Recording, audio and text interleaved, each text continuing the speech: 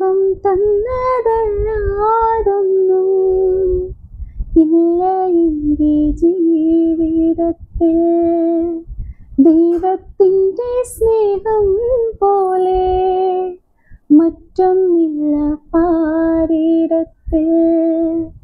ഇന്നോളം ദൈവമെന്നെ കാത്തതോർത്ത് പോവുകേ.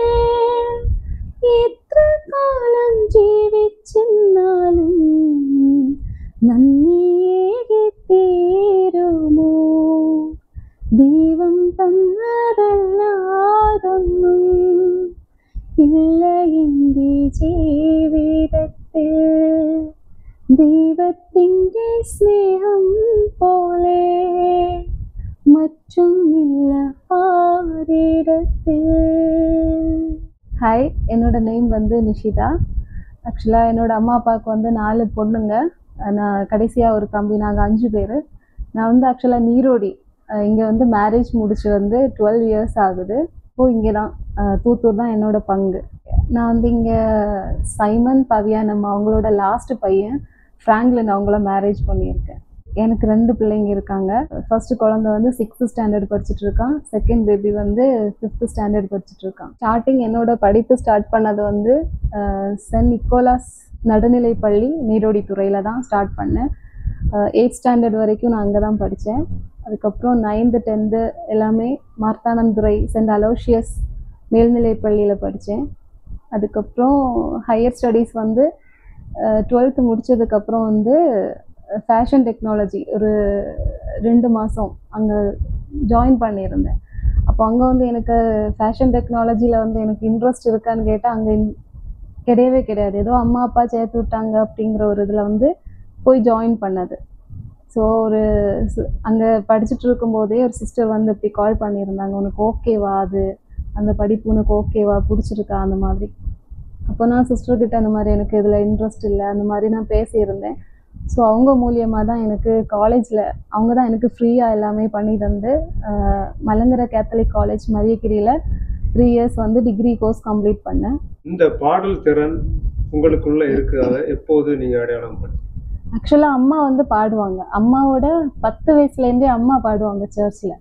அப்போது நான் சின்ன குழந்தையா இருக்கும்போது நான் ஒரு 2nd ஸ்டாண்டர்ட் அந்த டைமில் எல்லாம் அம்மா கூட சர்ச்சுக்கு போய் அவங்க பாடுறத பக்கத்தில் இருந்தே கேட்டு கேட்டு அப்படி தான் எனக்கு வந்தது. ஒரு 5 o'clock எல்லாம் ஆராதனை அந்த மாதிரியெல்லாம் நடக்கும். அப்போ அம்மா கூட போயிட்டு அம்மா சின்னதாக ஒரு சாங் அந்த மாதிரி பாட வைப்பாங்க அந்த டைமில்.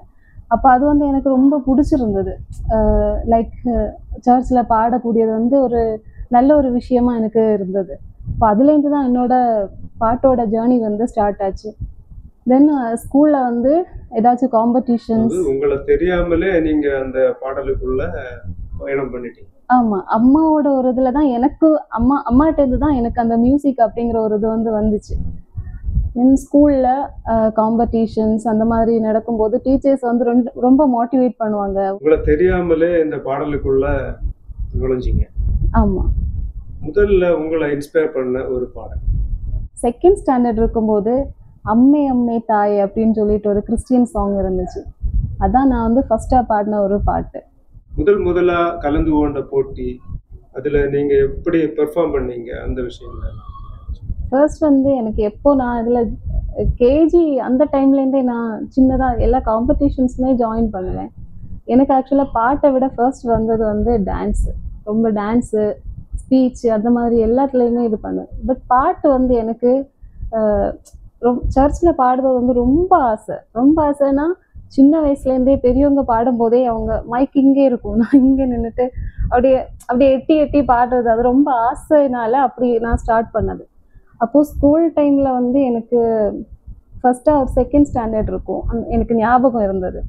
அப்போ அந்த டைமில் பாடின ஒரு பாட்டு வந்து எனக்கு ஃபர்ஸ்ட் ப்ரைஸ் கிடச்சிது.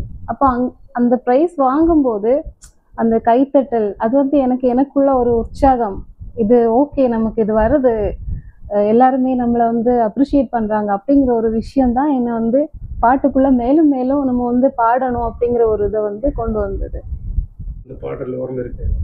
அந்த டைமில் பாடின பாட்டு ஞாபகம் இல்லை, பட் அதுக்கப்புறமா ஈஷோ நீ என் ஜீவனில் நிறையேனம்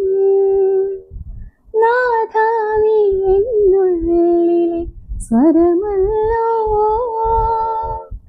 ആത്മാവിലെ ചെറുപുൽക്കൂട്ടിൽ കാണുന്നു നിൻ തിരുരൂപം ഞാൻ കനിപോലും ആരോപം ഈശോ നീ എൻ ജീവന് നിറയണം നാഥാ നീ എന്നുള്ളിലെ സ്വരമല്ലോ ആത്മാവിലെ ചെറുപുൽക്കൂട്ടിൽ കാണുന്നു നിൻ തിരുരൂപം ഞാൻ കനിപോലും ആരോപം തുളുമ്പുമിൻ കണ്ണീർ കായൽ തുഴഞ്ഞു ഞാൻ വന്നു അനന്തമാം ജീവിത ഭാരം ചുമന്നു ഞാൻ നിന്നു പാദം തളരുമ്പോൾ തണലിൽ മരമായി ഹൃദയം മുറിയുമ്പോൾ അമൃതിൻ ഉറവായി ഇന്നാളും ആശ്രയം നീ മാത്രം ഇന്നാദാ துடைக்குமின் கண்ணீர். முதலாக நீங்க போட்டியில வந்து ஸ்டேஜ்ல போய் நிக்கும்போது கண்டிப்பா எல்லாருக்குமே இந்த ஸ்டேஜ் ஃபியரன்ஸ்னு ஒண்ணு அது ஆடியன்ஸை பார்க்கும்போது உங்களுக்கு எப்படி இருக்கும்? கண்ணை மூடிட்டு சும்மா பாடினீங்களா இல்ல? இல்ல, ஃபர்ஸ்ட் ஆஃப் ஆல் எனக்கு வந்து இந்த ஸ்டேஜ் ஃபியர் வந்து ஸ்டார்டிங்ல இருந்தே கிடையாது. ஏன்னா எனக்கு சின்ன வயசுல இருந்தே அம்மா கூட நிறைய ப்ரோக்ராம்ஸ் எல்லாம் போய் கலந்து அதில் வந்து நிறைய எக்ஸ்பீரியன்ஸ் எனக்கு இருக்கும். அப்போ மைக்குனாலே எனக்கு ரொம்ப ஆசை. அந்த ஒரு விஷயத்தினாலே வந்து எனக்கு வந்து ஸ்டேஜ் ஃபியர் எனக்கு கிடையவே கிடையாது. எத்தனை க்ரௌடாக இருந்தாலும் நான் அங்கே போய் நின்று பாடுவேன். ஏன்னா முதல்ல வாழ்க்கையிலே முதலாக நீங்கள் வந்து ஒரு போட்டியில் கலந்து கொண்டு பரிசு கிடைச்ச போது எப்படி இருந்தது? தான் எனக்கு வந்து இந்த பாட்டு அப்படிங்கிற ஒரு விஷயத்த வந்து சூஸ் பண்ணுறதுக்கு நம்ம லைஃப்பில் வந்து படிப்பு வந்து ரொம்ப முக்கியம் எல்லாருக்குமே. பட் அதை தாண்டி எனக்கு லைஃப்பில் வந்து நான் வந்து பாட்டு அப்படிங்கிற ஒரு விஷயத்துல தான் நான் வந்து ட்ராவல் பண்ணணும் அப்படிங்கிற ஒரு உத்வேகம் தந்ததே எனக்கு அந்த காம்படிஷனில் நான் கலந்த அந்த கைத்தட்டல்கள் தான் எனக்கு வந்து இன்னும் நான் பாட்டில் மேன்மேலும் வளரணும் அப்படிங்கிற ஒரு விஷயம் எனக்குள்ளே வந்தது. நீங்கள் அதில் உங்கள் ட்ராக்கு அந்த நேரத்தில் மாற்றுறீங்க. ஏன்னா ஏற்கனவே உங்களுக்கு டான்ஸும் மற்ற இதில் தான் இன்ட்ரெஸ்ட் இருந்தது. இது ஏதோ தெரியாதனமா நம்ம இங்கே வந்துட்டோம். அந்த பரிசு கிடைச்சதுலேருந்து உங்களுக்கு ட்ராக் மாறும். நீங்கள் அந்த டான்ஸை வந்து விட்டுட்டீங்களா? இல்லை, டான்ஸ் வந்து நான் விடவே இல்லை. நான் காலேஜ் படிக்கிறப்போ கூட நான் வந்து இன்டர் காலேஜ் காம்படிஷன்ஸுக்கெல்லாம் நான் டான்ஸ்க்கு வந்து போயிருக்கேன். அதுவும் விடலை. பட் இது என்னென்னா என்னோட கெரியர் வந்து ஒரு என்ன சொல்ல, இதுதான் நான் வந்து காலேஜ் டிகிரி முடிச்சிருக்கேன். பட் டிகிரி படிக்கும்போதே ஆக்சுவலாக 9th ஸ்டாண்டர்டில் வந்து நான் ஃபஸ்ட்டு மேரேஜ் கொயர் வந்து அட்டன் பண்ணது. எனக்கு அப்போது மேரேஜ் கொயர்லாம் அதுக்கு முன்னாடி யாராச்சும் பாடுறதை நம்ம பார்த்துட்டு இருப்போம் சர்ச்சில். அப்போல்லாம் ஆசை இருக்கும். ஃபஸ்ட்டாக ஒரு அண்ணா வந்து நான் 9th ஸ்டாண்டர்ட் படிச்சுட்டு இருக்கும்போது வந்து ஒரு கொயருக்கு இப்படி கூப்பிட்டாங்க. ஓகே, நமக்கு வருமா அப்படின்னு கூட எனக்கு தெரியாது. ஃபஸ்ட்டு அந்த கொயர் அட்டன் பண்ண அன்னைக்கு மேரேஜ் முடிச்சு கொஞ்சம் பேர் வந்து நல்லா பாடுறையே அந்த மாதிரி கொஞ்சம் என்கரேஜ் பண்ணாங்க. அது வந்து எனக்கு ஓகே, இது நல்லா இருக்கே, எல்லாருமே வந்து நம்மளை பாராட்டுறாங்களே, அந்த மாதிரி ஒரு விஷயம் வந்து எனக்குள்ள ரொம்ப இன்னும் பாடணும் அப்படிங்கிற ஒரு இது வந்து எனக்குள்ளேயே. அதுவும் இல்லாமல் சர்ச்சில் பாடக்கூடியது வந்து எனக்கு ரொம்ப பிடிச்ச விஷயம் என்னன்னா சர்ச்சில் பாடக்கூடியது. இது வரைக்கும் நீங்கள் இசை இல்லாமலே பாடியிருப்பீங்க. இப்போ அந்த அண்ணா வந்து சொன்னதுனால நீங்கள் அந்த இசையோட கலந்து அந்த மேரேஜ் கொயர் பாடியிருப்பீங்க. இதில் என்ன வித்தியாசத்தை உணர்றீங்க? வித்தியாசம் வந்து நமக்கு ஃபஸ்ட்டாக நம்ம வந்து ஒரு மியூசிக் கூட பாடுறோம் அப்படிங்கிற போது நிறைய தவறுகள் நம்ம பண்ணுவோம். எனக்கும் அதுவே வந்திருக்கு, நிறைய மிஸ்டேக்ஸ் வந்திருக்கு. நிறைய மியூசிஷியன்ஸ் வந்து என்னை பார்த்து சிரிச்சிருக்காங்க. ஆமாம், எனக்கு வந்து பிச் அவுட் ஆகுது அந்த மாதிரி வந்து என்னை பார்த்து சிரிச்சு கூட இருக்காங்க. அப்போல்லாம் எனக்கு சம்டைம்ஸ் எனக்கு ரொம்ப கஷ்டமாக இருக்கும், என்னடா இந்த மாதிரி இருக்கே, நமக்கு அது பாட வரதா அப்படின்னு கூட நான் யோசிச்சுருக்கேன். அதுக்கப்புறம் எனக்கு நான் அதுலேயே பாடி பாடி பாடி பாடி வந்தப்போ எனக்கு கொஞ்சம் நாட்களுக்கு அப்புறம் நான் வந்து நல்லாவே பாட ஆரம்பிச்சிட்டேன். அப்புறம் 9th ஸ்டாண்டர்ட் அந்த ஜேர்னி வந்து அங்கே ஸ்டார்ட் ஆச்சு. கொயர் பாடுற அப்படி ஒரு விஷயம் வந்து காலேஜ் டைம்லலாம் நிறைய வாட்டி நான் காலேஜ் போகாமலே நான் வந்து கொயர் அந்த மாதிரிலாம் அட்டன் பண்ணியிருக்கேன். காலேஜில் படிக்கும்போது நீங்கள் கலந்து கொண்ட போட்டிகள், பெற்ற பரிசுகள் அதை குறித்து? ஆக்சுவலாக நான் வந்து காலேஜில் ஃபஸ்ட் இயர் செகண்ட் இயரில் வந்து நான் பாடுவேன்னு யாருக்குமே தெரியாது. நான் வந்து 2 மந்த்ஸுக்கு அப்புறம் தான் காலேஜ் ஜாயின் பண்ணேன். அப்போ அங்கே வந்து எனக்கு ஃப்ரெண்ட்ஸ் யாரும் கிடையாது. கேரளா பிள்ளைங்க மோஸ்ட்லி. இப்போ என்னோடய ஃப்ரெண்ட்ஸ் எல்லாமே வேறு காலேஜில் போயிட்டாங்க. இப்போ எனக்கு அங்கே நான் வந்து தனிமை வந்து காலேஜில் வந்து ஃபீல் ஆச்சு. அதனாலேயே எல்லா விஷயத்துலையுமே அமைதியாக இருந்துட்டேன். பாட்டு பாடுறதில்ல, டான்ஸ் அந்த மாதிரி எதுக்குமே நான் வந்து போகிறதில்ல. தனிமையாக அப்படியே தான் இருப்பேன். ஒரு 2 ஃப்ரெண்ட்ஸு அவங்க கூட பேசிட்டு அப்படியே தான் இருப்பேன். அப்போது செகண்ட் இயர்லேயே மேரேஜும் ஆயிடுச்சு. அப்போ பிள்ளைங்க வந்து ஒரு மாதிரி கிண்டல் எல்லாம் பண்ணியிருக்காங்க அந்த மாதிரி. தேர்ட் இயர் வந்தப்போ எனக்கு வந்து நம்ம சீனியர் ஆகிட்டோம்ல, அந்த ஒரு இது அதுலேயே நான் வந்து பாட்டு பாடுவேன் அப்படின்னு சொன்னேன். இப்போ எனக்கு ஒரு சான்ஸ் கிடச்சிது. காலேஜில் வந்து திருவாதிரை பாடுறதுக்கு ஒரு சான்ஸ் கிடச்சிது. அப்போ வந்து அது வந்து ஹிந்துஸோட அது நமக்கு வராது. நான் வந்து அதை ட்ரை பண்ணேன். ஃபஸ்ட்டு ட்ரை பண்ணப்போ டீச்சர்ஸ் எல்லாருமே நல்லா இருக்கு, இது நீயே பாடு அப்படின்னு சொல்லிட்டு ஒரு சான்ஸ் தந்தாங்க. அதில் தான் தெரியும் நான் வந்து பாடுவேன் அப்படின்னு சொல்லிட்டு எனக்கு காலேஜில் அப்போ தான் எல்லாருக்குமே தெரியும். நீங்கள் ஏதாவது இசை ஆல்பங்களில் பாடியிருக்கீங்களா? பாடியிருக்கேன். நான் வந்து நிறைய பாட்டுகளுக்கு வந்து கோரஸ் பாடுறதுக்காக ஃபஸ்ட்டு ஸ்டார்டிங் போயிருந்தோம். ஒரு 10 வருஷத்துக்கு முன்னாடி வந்து அது ஸ்டார்ட் பண்ணது கோரஸ் பாடுறதுக்கு. அந்த மாதிரி ஒரு 10 இயர்ஸ் முன்னாடி தான் ஒரு கிறிஸ்மஸ் சாங் வந்து சோலோவாக ஒரு ஆல்பத்தில் வந்து பாடினேன். எத்தனை இசை ஆல்பங்களில் நீங்கள் பாடியிருக்கீங்க? நிறைய ஆல்பத்தில் வந்து கோரஸ் பாடியிருக்கேன். பட் நான் சோலோவாக பாடினது வந்து 3 ஆல்பத்தில் பாடியிருக்கேன் சோலோ சாங். அதில் ஒரு பாடலை எங்கள் நேயர்களுக்கு பாடு. காணிக்கை தர வந்தோம் இறைவா, அன்பாய் ஏற்றுக்கொள்ளும், அர்ப்பணிக்கின்றோம் இறைவா உம் அன்பு பலியினிலே அப்படிங்கிற பாட்டு வந்து ரீசெண்டாக நான் ஆல்பத்தில் பாடின சாங். நீங்கள் முதலாக அந்த ஆல்பத்தில் பாடுறதுக்கு ரெக்கார்டிங் ஸ்டுடியோக்குள்ள எல்லாம் போகும்போது உங்கள் மனநிலை, உணர்வுகள் எல்லாம் எப்படி? ஆக்சுவலாக நம்ம வந்து மைக்கில் பாடுறதுக்கும் ஸ்டுடியோ பாடுறதுக்கும் ரொம்ப டிஃப்ரென்ஸ் இருக்கும். மைக்கு பிடிச்சாச்சுன்னா எனக்கு எவ்வளோ தூரம் வேணாலும் எனக்கு பாட வரும். ஸ்டுடியோவில் நம்ம வந்து ரொம்ப அமைதியாக இருக்கும். அந்த ஸ்டுடியோக்குள்ளாடி நம்ம இந்த ஹெட்ஃபோன் வந்து இப்படி மாட்டினோம் அப்படின்னா எனக்கு இங்கேருந்து காற்று மட்டும்தான் வரும், சவுண்ட் வரவே வராது எனக்கு. அப்போது ஸ்டார்டிங் எல்லாம் ரொம்ப பாடு பாடு அப்படின்னு சொல்லிட்டு ரொம்ப ரொம்ப டென்ஷனாக இருக்கும். அப்போல்லாம் ஸ்டார்டிங் வரவே வராது எனக்கு. அதுலேருந்து கொஞ்சமாக கோரஸ் வந்து பாடி பாடி பாடி பாடி தான் அதுலேருந்து ஒரு இது கிடைச்சது எனக்கு. அதனுடைய சவுண்டு கிளாரிட்டியெல்லாம் எப்படி இருக்கும்? நம்ம மைக்கில் பாடிட்டு இருக்கிறதுக்கும் ரெக்கார்டிங் ஸ்டுடியோவில் போய் பாடுறதுக்குள்ள வித்தியாசம்? கிளாரிட்டி இருக்குது. அப்படின்னா ஸ்டுடியோவில் பாடும்போது அவங்க வந்து மிக்சிங் எல்லாம் பண்ணி தான் நம்மளோட சாங் வந்து வெளியே வர்றது. நம்ம பாடும்போது நம்மளோட பிச்சு அவங்க கரெக்ட் பண்ணுவாங்க. அதில் சவுண்ட் வேரியேஷன் அவங்க வந்து எல்லாமே கரெக்ட் பண்ணி மிக்சிங் முடிச்சு தான் வரும். ஒவ்வொரு ஸ்டுடியோவுக்குமே ஒவ்வொரு குவாலிட்டி இருக்கும். அது அனுசரித்து தான் நம்மளோட பாட்டு வந்து வெளியே அப்படி வரும். வந்து கர்நாடக சங்கீதம் படிச்சிருக்கீங்களா? ஆக்சுவலாக எனக்கு 12th முடித்தப்போ ஒரு நல்ல ஒரு ஆப்பர்ச்சுனிட்டி வந்து எனக்கு வந்துச்சு. திருச்சி கலை காவேரி காலேஜில் படிக்கிறதுக்கு ஒரு ஃபாதர் வந்து என்னை வந்து இது பண்ணாங்க, அங்கே படி உனக்கு ஃப்யூச்சர் நல்லா இருக்கும் அப்படின்னு சொல்லிட்டு. அம்மாவுக்கு வந்து ஒரு பயம், பொம்பளை பசங்களை எப்படி நம்ம வந்து அங்கே வரைக்கும் அனுப்பி படிக்க வைக்கிறது, அந்த மாதிரி ஒரு பயம். ஸோ அவங்க வந்து அதுக்கு அலோவ் பண்ணலை, இல்லை வேண்டாம் அப்படின்னு சொல்லிட்டு விட்டுட்டாங்க. 12th முடிச்சுமே எனக்கு யாருமே கைட் பண்ணுறதுக்கு ஆள் இல்லை. ஓகே பாட்டு வர்றது, நீ இதுலேயே ஏதாச்சும் டிகிரி பண்ணலாம் அப்படின்ற கைட் பண்ணுறதுக்கு வந்து எனக்கு யாருமே இல்லை. நான் வந்து ஏதோ டிகிரி முடித்தேன். முடித்ததுக்கப்புறம் தான் எனக்கு தோணுச்சு, நான் டிகிரி முடித்தப்போ நான் வந்து பிஏ மியூசிக் பண்ணியிருந்துருக்கலாம். ஏன்னா நான் வந்து ஒரு 3 வருஷம் கொஞ்சமாக வந்து நான் கர்நாடிக் சங்கீதம் வந்து படித்தேன்.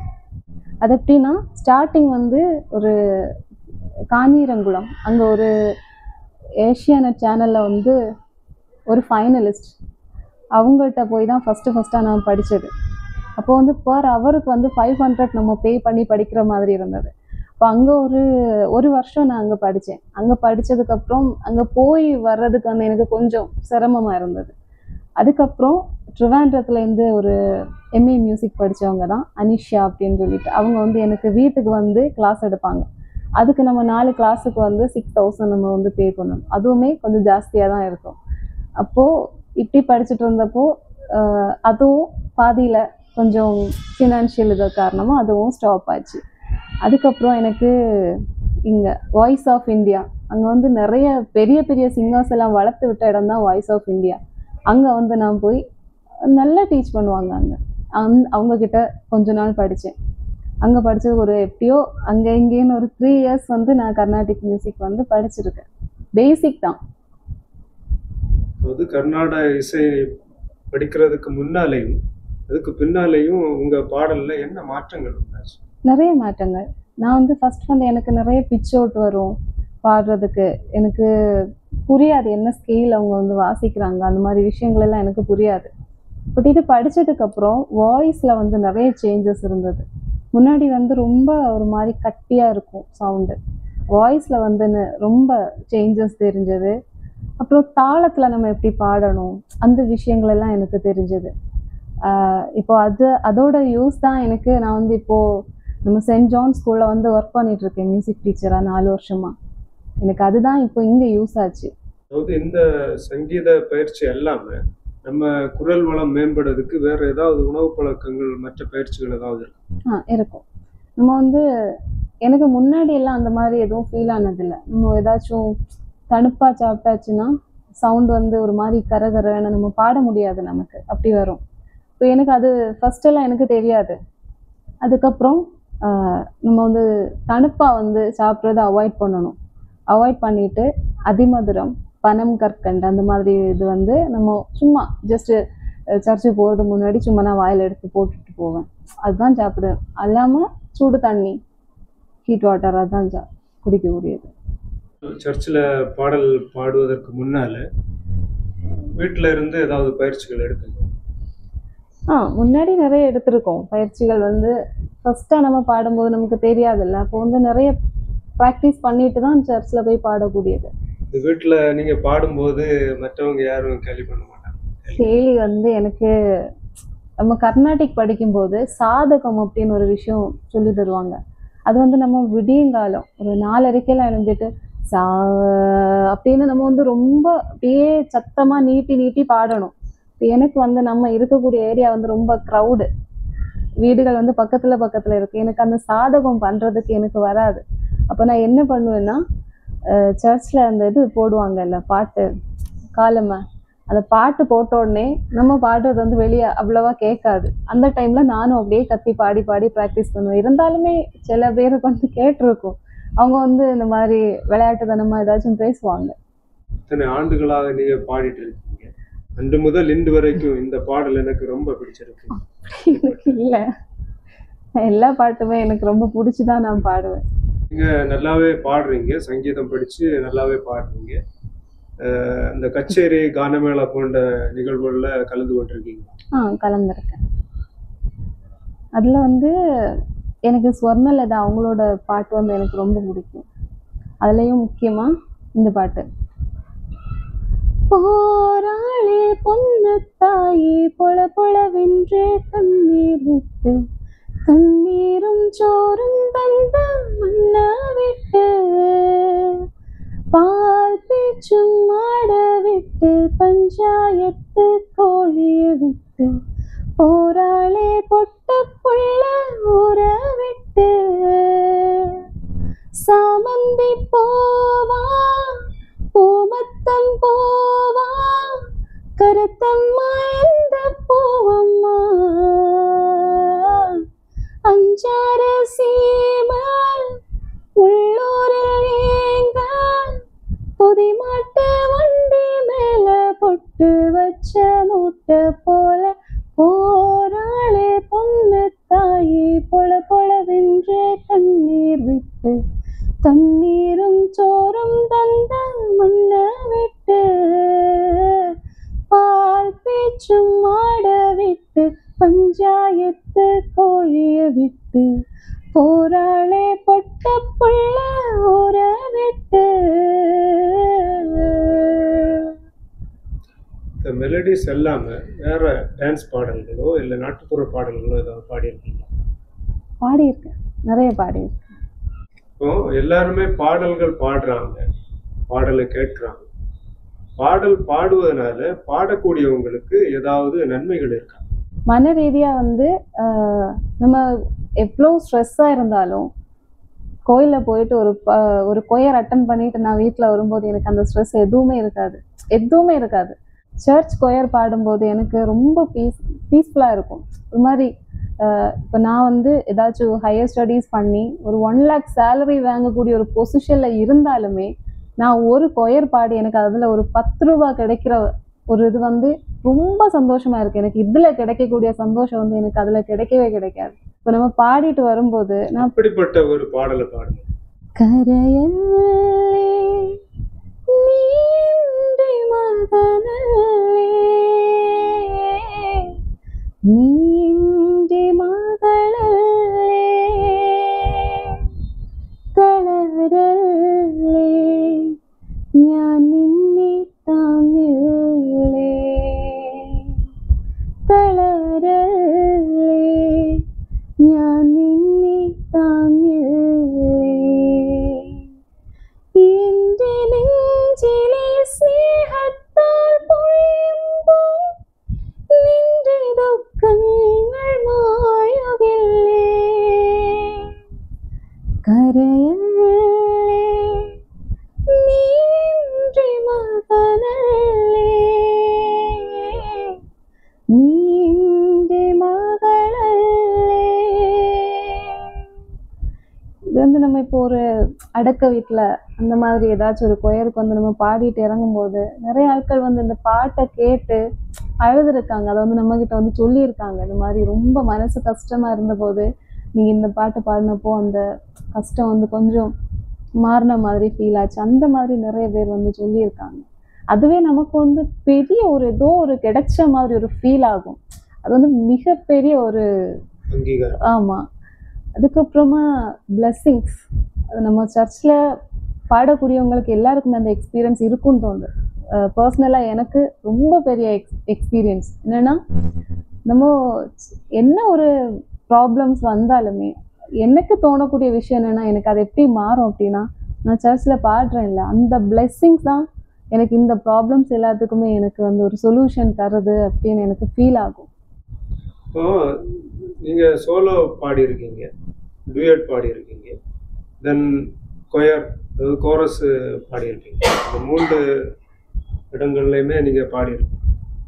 இதில் எது உங்களுக்கு சௌகரியமாக உணர்றீங்க? உங்கள் வாய்ஸை தூக்கி காட்டக்கூடியது இந்த 3லையும் எது? எனக்கு ஆக்சுவலாக டூயட் மீன்ஸ் நம்ம வந்து சர்ச்சில் பாடுவோம். சோலோ வந்து நம்ம ரெக்கார்டிங் போயாச்சுன்னா ஏதாச்சும் சோலோ சாங்ஸ், கோரஸும் அப்படி தான். நம்ம வந்து சர்ச்சில் கூட நீங்கள் சோலோ பாடியிருக்கேன். நம்ம வந்து ரெக்கார்டிங் போக தான் நம்ம வந்து கோரஸ் பாடிட்டு வரும். பட் அதெல்லாம் எனக்கு அதை விட எனக்கு ரொம்ப பிடிச்ச விஷயம் என்னென்னா, சர்ச்சில் பாடக்கூடியதான். சுதனன் அப்படின்னு ஒரு அண்ணா இருக்காங்க. அவங்க கூட பாடும்போது ரொம்ப ஒரு சாட்டிஸ்ஃபேக்ஷனாக இருக்கும். அப்படி பக்தியாக பாடுவாங்க. அவங்க கூடவே நமக்கும் அந்த பக்தி வந்து ஆட்டோமேட்டிக்காக நமக்கே வந்துடும்.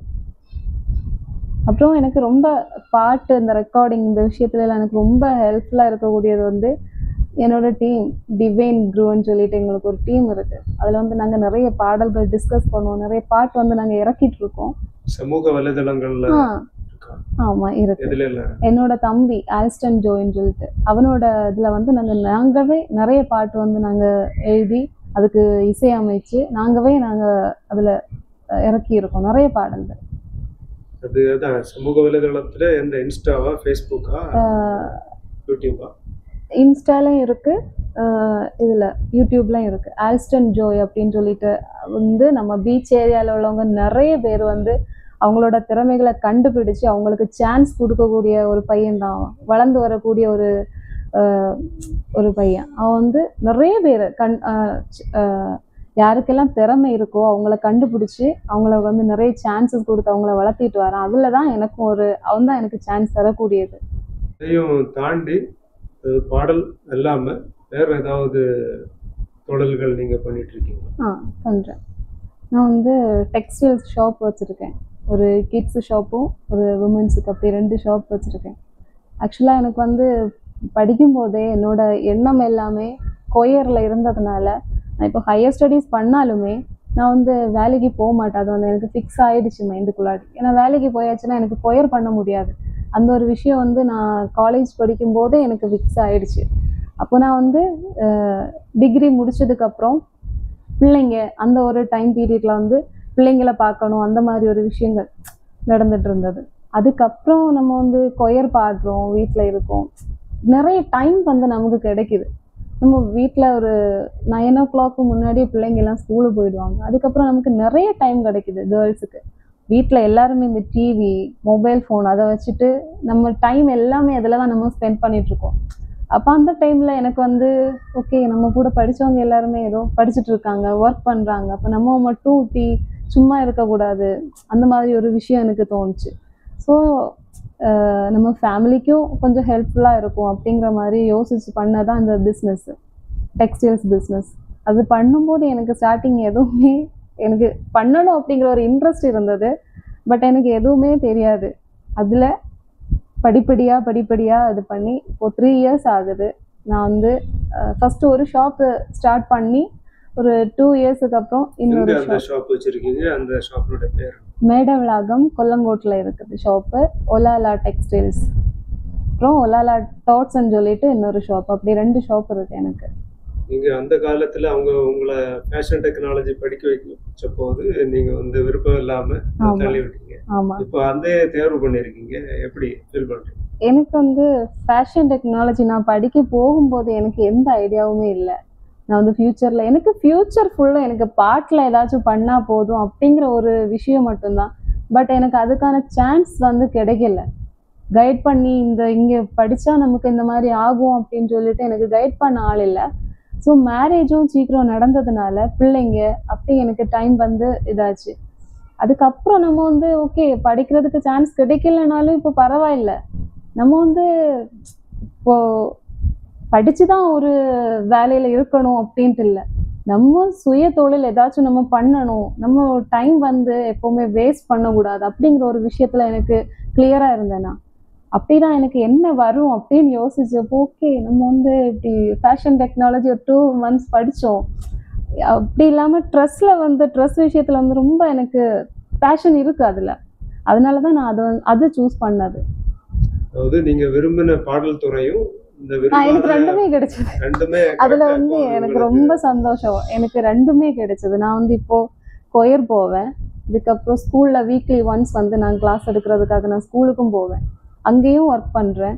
அதுக்கப்புறம் எனக்கு பிஸ்னஸும் நான் பார்த்துக்கிறேன். எல்லாமே எனக்கு கரெக்டாக போயிட்டுருக்கு. அதில் மிகப்பெரிய சந்தோஷம் எனக்கு. ஸோ எனக்கு என்ன நான் திங்க் பண்ணுறேன்னா, நான் ஃபஸ்ட்டு சூஸ் பண்ணல, எனக்கு இதுதான் வேணும்னு நான் சூஸ் பண்ணல.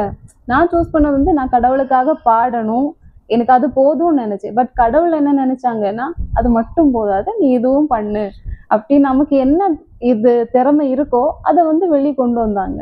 அது எனக்கு மிகப்பெரிய பிளஸ்ஸிங்ஸ் தான். உங்கள் அம்மா வந்து பாடகி, அதன் மூலமாக உங்களை பாடலுக்குள்ள வழி நடத்தினாங்க. நாங்கள் 4 சிஸ்டர்ஸுமே பாடுவோம். நீங்கள் பாடகி, உங்கள் பிள்ளைகள் யாருக்காவது இந்த பாடல் திறமை இல்லை இருக்கு, பட் அவங்களுக்கு இப்போதைக்கு இன்ட்ரெஸ்ட் கிடையாது. பாடுவாங்க, வீட்டில் பாடுவாங்க. அப்போ நம்ம வந்து கேட்போம், சேர்த்து விடட்டுமா பாட்டு கிளாஸில் போறியா அந்த மாதிரி கேட்டால், இல்லை எனக்கு அதில் இன்ட்ரெஸ்ட் இல்லைன்னு சொல்லுவாங்க. அவங்க வந்து ஃபுட்பால் அந்த மாதிரி விளையாட்டில். ஆமாம், விளையாட்டில் இன்ட்ரெஸ்ட். எனக்கு இது எல்லாத்துக்குமே மெயின் சப்போர்ட்டாக இருந்தது வந்து என்னோட ஹஸ்பண்ட். இப்போ நம்ம வந்து செகண்ட் இயர்லேயே நம்ம மேரேஜ் முடிச்சிட்டோம். அதுக்கப்புறம் எனக்கு படிக்கிறதுக்கு ஒரு சான்ஸ், நான் காலேஜ் படிக்கும்போதே மேரேஜ். ஸோ நான் வந்து ஒரு 1.5 years வந்து மேரேஜ் முடித்ததுக்கப்புறம் நான் படித்தேன். அதுக்கு என்னை அலோவ் பண்ணி எனக்கு டிகிரி முடிக்கிறதுக்கு எனக்கு ரொம்ப ஹெல்ப் பண்ணது வந்து என்னோடய ஹஸ்பண்ட் தான். அண்டு ஹஸ்பண்டோட ஃபேமிலி, என்னோட அம்மா அப்பா, என்னோட ஃபேமிலி வந்து எவ்வளோ மேரேஜுக்கு முன்னாடி சப்போர்ட்டாக இருந்தாங்களோ அதுக்கும் மேலே எனக்கு ரொம்ப ரொம்ப சப்போர்ட்டாக இருந்தவங்க வந்து ஹஸ்பண்டோட அம்மா, என்னோட மாமியார். அவங்க இப்போ இல்லை. இப்போ வந்து நிறைய பாய்ஸ் இப்போ என்ன பண்ணுறாங்கன்னா, கேர்ள்ஸுக்கு நிறைய திறமைகள் இருக்குது. என்ன கூடவே பாடக்கூடிய பிள்ளைங்க நிறைய இருக்காங்க. அவங்கள வந்து பாட போகக்கூடாது. இல்லை படித்தவங்க நிறைய பேர் இருக்காங்க. படிச்சுட்டு அவங்க வேலை என்னன்னா அப்படியே அந்த படிப்பு வந்து கிச்சனோடயே முடியுது. அவங்க வந்து நீ வந்து எனக்கு சரிசமமா நீயும் வளரணும் அப்படிங்கிற மென்டாலிட்டி வந்து நிறைய பேருக்கு கிடையாது. என்னோட ஹஸ்பண்ட் எனக்கு ஒரு சான்ஸ் தந்ததுனால, அவங்க சப்போர்ட்டிவா எனக்கு இவ்வளோ தூரம் சப்போர்ட்டிவா இருந்ததுனால தான் உங்களுக்கு உள்ளாடி இருந்த திறமைகள் எல்லாமே வெளிப்பட்டு நீங்க பல்வேறு துறையில இப்ப ஜொலிச்சிட்டு இருக்கீங்க.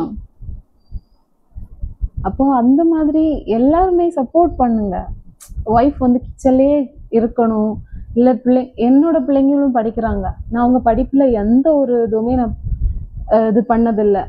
அவங்க வந்து இப்போ இல்ல அவங்க ரொம்ப நல்லா படிப்பாங்க. நான் வந்து இந்த பிசினஸ்ல இருந்தாலும் படிக்காத பிள்ளைகளை அவங்க என்ன செய்ய, அவங்க பெற்றோர்கள் இல்ல உங்க பிள்ளைகள் படிக்கிறாங்க, ஓகே, அவங்கள எல்லாம் ஃப்ரீயா விடுறீங்க.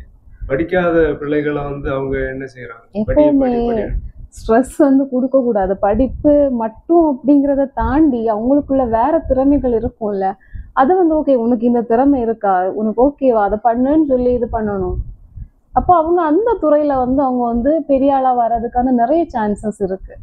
படிப்பு மட்டுமே வாழ்க்கைன்னு கேட்டாச்சுன்னா, படிப்பு வந்து ரொம்ப நமக்கு படிப்பு தரக்கூடிய மரியாதையை வந்து எந்த ஒரு காசோ பணமோ எந்த ஒரு சொத்தோ எதுவுமே தராது. ஒருத்தன் படிச்சிருக்காங்க அப்படின்னா ஒரு சபையில் அவங்களுக்கு இருக்கக்கூடிய மதிப்பு வந்து வேற எங்கேயுமே கிடைக்காது. பட் படிப்பு வராத பிள்ளைங்களுக்கு வந்து நீ இதை படி அப்படின்னு சொல்றதை விட அவங்களுக்குள்ள என்ன திறமை இருக்கோ அதை வளர்த்தி அதுல வந்து அவங்கள பெரிய ஆட்களா நம்ம வந்து கொண்டு வந்துடலாம். நீங்க பாடின பாடல்கள்லயே இந்த பாடல் தான் எனக்கு அதிக பாராட்டுகளா பெற்று தந்தது. அப்படிப்பட்ட ஒரு பாடலை பாடு. காற்று வாய்த்திருந்தால் காதல் காதல் என்று பேசும் நிலா தமிழறிந்தால் அலை மொழி அறிந்தால் நம்மில் கவி எழுதி பேசும் வாழ்வோட வளர்ப்பிறை தானே வண்ணம் நிலவே நிலவே வானோட நீளம் போலே இணைந்து கொண்டது உந்தன் உறவே உறங்காத நேரம் கூட உந்தன் கனவே கனவே உன்னோட உயிரை போலே உறைந்து போனது தான் உறவே மறக்காத உன் தியாகம் மறிக்காத என் தேகம் உனக்காக உயிர் வாழ்வேன் வாவே வாழ்வே வா மலர்களே மலர்களே இது என்ன கனவா மலைகளே மலைகளே இது என்ன நினைவா. இதுவரைக்கும் எங்க தூத்துக்குடி டுடே நேயர்களோடு உங்க இசை சார்ந்த அனுபவங்கள் மற்ற வாழ்க்கைக்குரிய அனுபவங்களை பகிர்ந்தமைக்கு நன்றி.